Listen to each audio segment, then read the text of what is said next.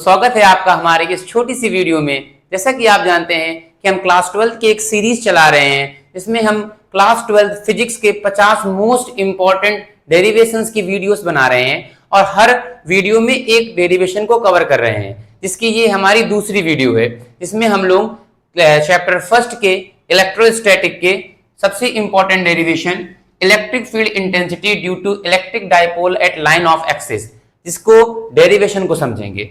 क्या डेरिवेशन है? वैद्युत द्विध्रुव की अक्षीय स्थिति में वैद्युत क्षेत्र की तीव्रता।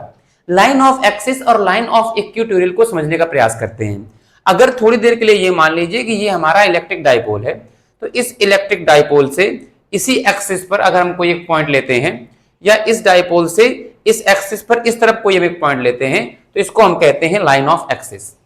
इस लाइन के किसी भी पॉइंट के लिए जो इलेक्ट्रिक फील्ड इंटेंसिटी की वैल्यू होगी वो निकालने जा रहे हैं।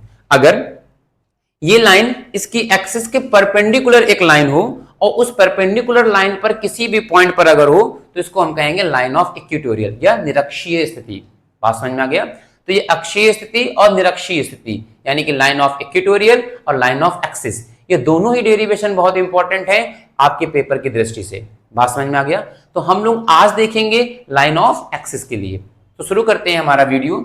इसमें हमारा एक इलेक्ट्रिक डायपोल है AB, जिसके बीच की डिस्टेंस 2L दी हुई है और O जो है वो इसका मिड पॉइंट है। मतलब इस जो डायपोल है, ये द्विध्रुव है, द्विध्रुव का जो मध्य बिंदु है, जो मिड पॉइंट है, ये क्या है? O है।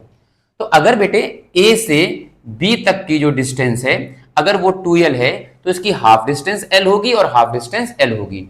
तो O से B तक की जो डिस्टेंस है वो L है और O से A तक की जो डिस्टेंस है वो L है और A से B तक की जो डिस्टेंस है बेटे वो 2L है। अब द्विध्रुव से R मीटर के डिस्टेंस पर एक पॉइंट है P, जिस पॉइंट P पर हमको वैद्युत क्षेत्र की तीव्रता निकालनी है। We have to find the electric field intensity at point P, which is at the distance of R meter from the electric dipole।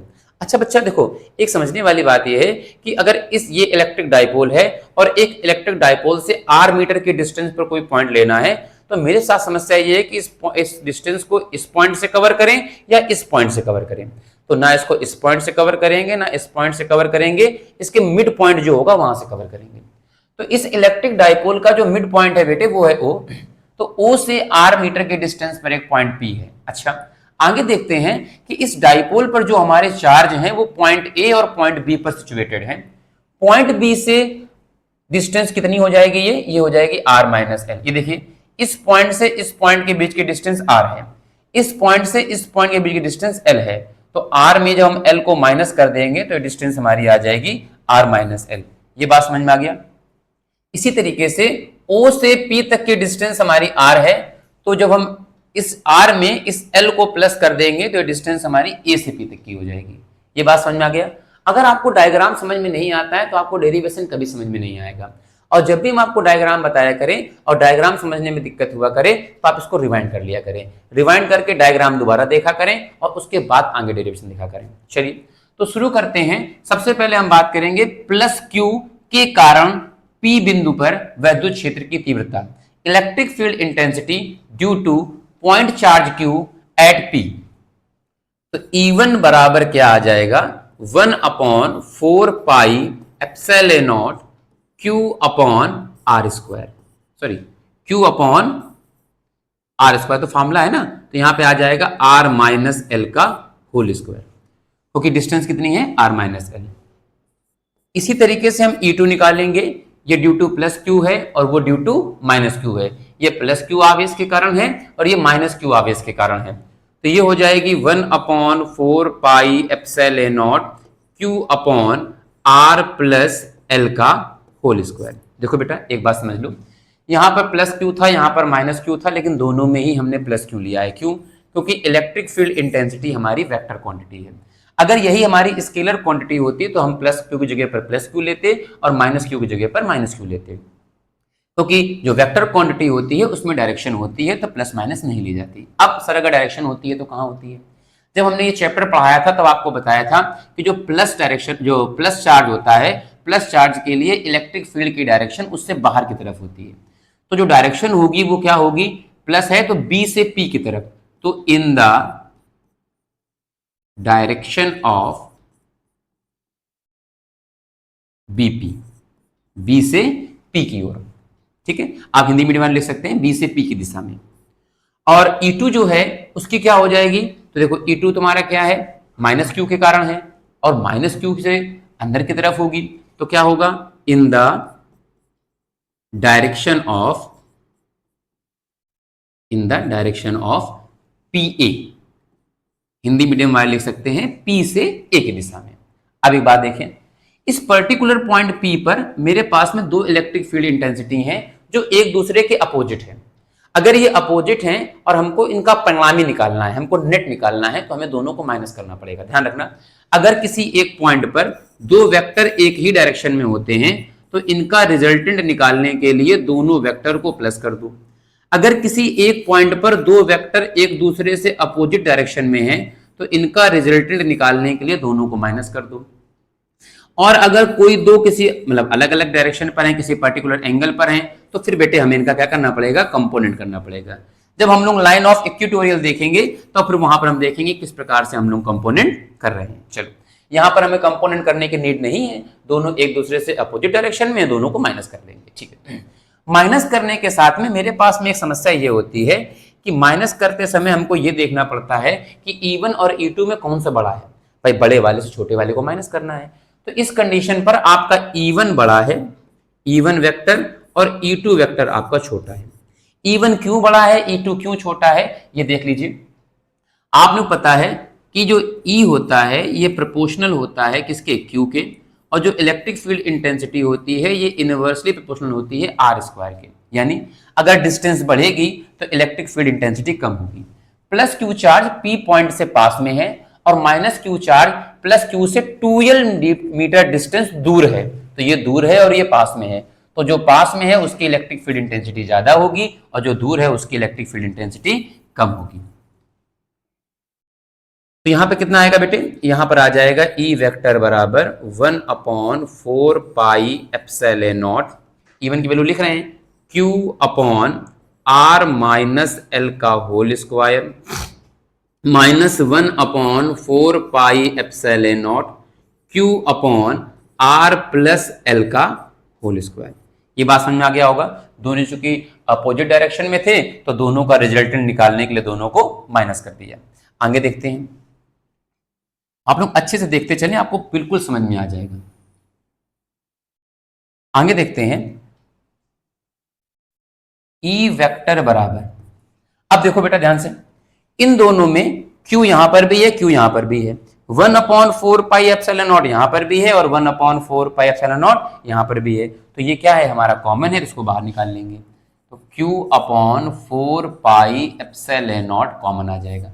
अंदर क्या बचेगा, अंदर बचेगा 1/R माइनस L का whole square minus 1/R plus L का whole square. ये आपको bracket में बंद कर लीजिए।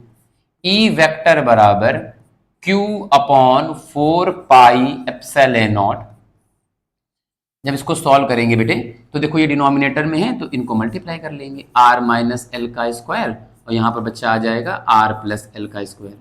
जब सॉल्व करोगे तो माइनस वाले से माइनस वाला कट जाएगा और बूचर बचेगा R प्लस L का होल स्क्वायर, बीच में आ जाएगा माइनस, प्लस से प्लस वाला कट जाएगा और यहाँ पर आ जाएगा R माइनस L का होल स्क्वायर। अब अगर आपको A प्लस बी का होल स्क्वायर और A माइनस बी का होल स्क्वायर नहीं पता है तो फिर बहुत समस्या है। A प्लस बी का होल स्क्वायर तो R square plus L square plus 2RL minus, अब चूंकि ब्रैकेट के बाहर माइनस है तो अंदर के साइन बदलते जाएंगे, तो minus R square minus L square plus 2RL whole upon A minus B और A प्लस बी, सभी अच्छे जानते होंगे A square minus B square का होल स्क्वायर। देखो बेटे ये माइनस माइनस वाले कट जाएंगे तो क्या आ जाएगा, आ जाएगा E वेक्टर बराबर Q/4 pi epsilon not, 2RL को 2RL में ऐड करोगे बेटा आ जाएगा 4RL upon R square minus L square की पावर 2। जब आपको इलेक्ट्रिक डायपोल बताया गया था तो इलेक्ट्रिक डायपोल की डेफिनेशन में आपको ये बताया गया था कि दोनों इक्वल एंड अपोजिट चार्ज एक दूसरे से बहुत कम डिस्टेंस पर होते हैं, at a very short distance. अगर ये बहुत कम डिस्टेंस पर है तो इसका मतलब 2L की वैल्यू बहुत कम है, और हम चूंकि L की बात कर रहे हैं तो उस बहुत कम की भी आधी, यानी कि बहुत कम से भी ज्यादा कम। और जब भी कभी हम पावर चढ़ाते हैं किसी बहुत छोटी वैल्यू में, तो पावर चढ़ाने पर वैल्यू और छोटी हो जाती है। जैसे एक बात समझाते हैं, अगर 3 का स्क्वायर तुम जानते हो 9 होता है और 3 का क्यूब बेटे होता है 27, यानी कि अगर हम पावर बढ़ाते जाएं, जैसे पावर 2, पावर 3, पावर 4, पावर 5 करें, तो जो वैल्यू मिलेगी वो हमको बढ़ती चली जाएगी। लेकिन अगर यही पावर छोटी होती, जैसे 0.3 है और 0.3 का अगर स्क्वायर करेंगे तो बेटे मिलेगा 0.09। और आप जानते हैं कि 0.3 और 0.09 में 0.3 बड़ा है और 0.09 छोटा है, यानी किसी छोटी संख्या का स्क्वायर करते हैं तो वैल्यू और छोटी हो जाती है। तो इसका मतलब 2l छोटा, r 2l से आधा तो वो उससे ज्यादा छोटा, फिर उसकी पावर 2 और उसकी पावर 2, यानी कि पावर कितनी होगी 4। इसका मतलब r बहुत छोटा है। तो अगर r बहुत छोटा है और अगर l बहुत छोटा है और r बहुत बड़ा है तो ये नेग्लिजिबल है, हिंदी मीडियम वाले नगण्य कह सकते हैं, जिसकी गणना न की जाए। तो E वेक्टर बराबर Q upon 4 pi epsilon not 4RL upon R square की पावर 2। देखो बेटा ये L को हमने नेग्लिजिबल कर दिया, तो जब इसको सॉल्व करोगे बच्चा तो यहां पर आ जाएगा Q upon 4 pi epsilon not 4RL upon R की पावर 4।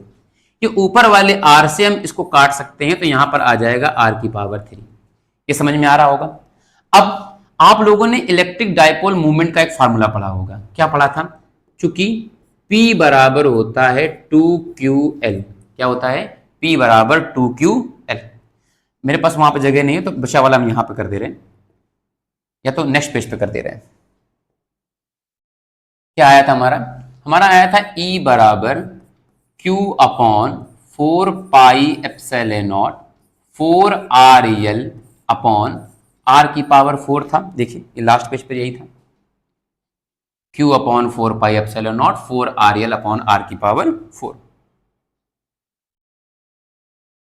और हमने क्या बताया? हमने बताया कि जो R की वैल्यू है वो बहुत बड़ी है L से, तो हम सर ये तो हो चुका है ना, बस काटना है इसको, नेगेटिव हटा दिया पार्ट। तो E बराबर Q upon 4 pi epsilon not, R से काटो बेटे, ये आ जाएगा 4L अपॉन R की पावर 3।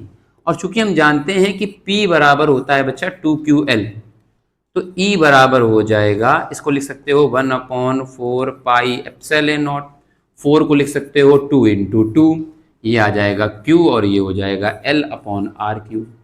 और P की वैल्यू कितनी है? 2QL है, तो क्या आ जाएगा? तो आ जाएगा E बराबर 1 upon 4 pi epsilon not 2P upon RQ। I think आपको समझ में आ गया होगा। अगर जैसे यहाँ पर जो हमने मीडियम लिया है वो एयर लिया है, वैक्यूम के लिए लिया है, ठीक है ना। तो अगर मान लीजिए कोई बीच में मीडियम होता, डाइलेक्ट्रिक कांस्टेंट होता, तो यहाँ पर क्या आता? डाइलेक्ट्रिक कांस्टेंट आ जाता 1 अपॉन 4 पाई एप्सिलॉन नॉट, यहाँ पर के आ जाता 2P अपॉन R³ हो जाता।